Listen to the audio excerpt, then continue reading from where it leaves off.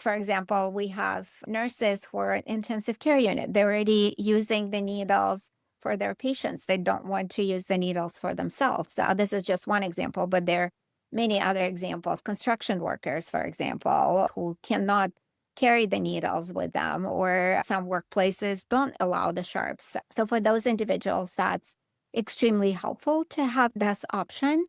And again, it doesn't have to be used constantly with all the meals. It could be for specific circumstance. If I only want to use it for lunch because of my work schedule, so that would be more convenient.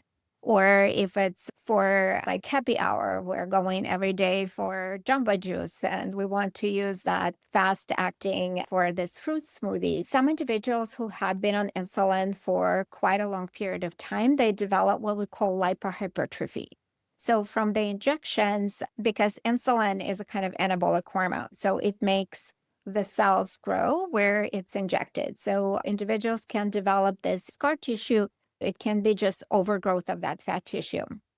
And that significantly impairs insulin absorption and it creates a lot of variability in the absorption because of those little pockets of the fat tissue. That vascular supply could be variable in those pockets. And those individuals may have one day perfect absorption, and the other day would be delayed absorption and absorption of insulin at the time when the food is already gone, and that increases the risk of hypoglycemia. So for those individuals also to take sort of a break, they inhaled insulin just to give the sites some break. And there are some patients who, again, despite all the efforts, cannot achieve those postprandial glycemic control.